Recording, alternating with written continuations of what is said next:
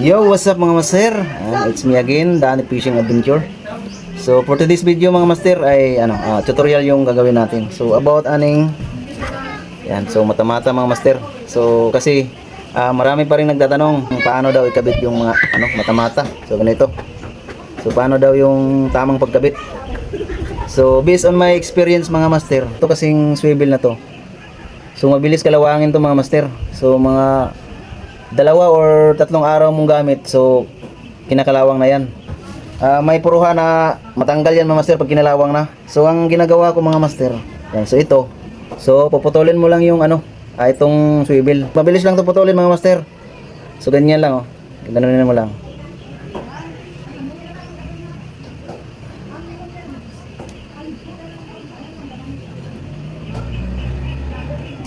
Yan. So ganun lang kabilis mga master magputol ng swivel.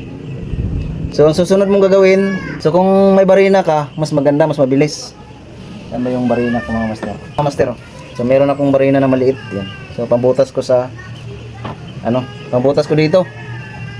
Kung wala kayong barina na maliit, so magano na lang kayo, magbaga na lang kayo ng stainless na maliit, tapos itusok na dito mga master. So ganito na yung kalalabasan niyan. Yan. Yan. So ganyan lang yung lalabasan niya. So hindi na to napuputol. Tapos so kailangan ganito yung style niyo mga master para pagtali nyo hindi mahirap. So ganyan lang. So ganyan lang pagkabit. So ganyan niyo lang. Yan. So ganun lang kadali magkabit.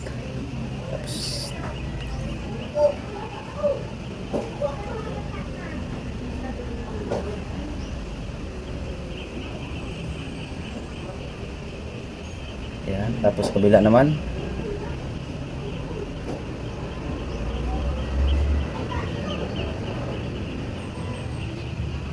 Yan.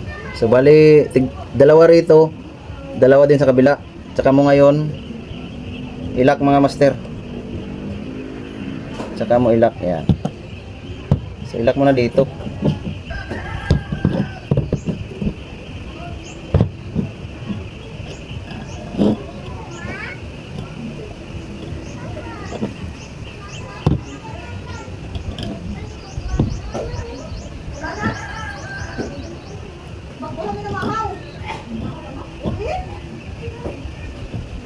Yun.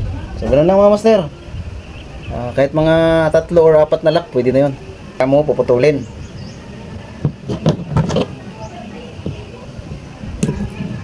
So ganun lang mga master.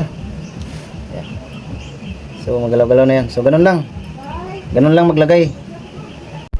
Yan. So disclaimer lang mga master So hindi ako nagmamagaling dito sa social media.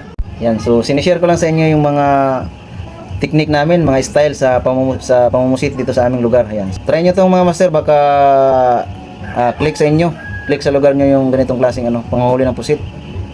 Yan, so sa mga baguhan na gustong matuto kung paano ikabit yung mga mata-mata, yan. So yung video na to mga master ay para sa iyo mga master.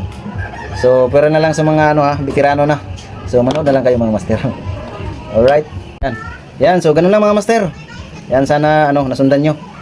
So hanggang dito na lang yung tutorial natin. Yan, kita-kits sa next video.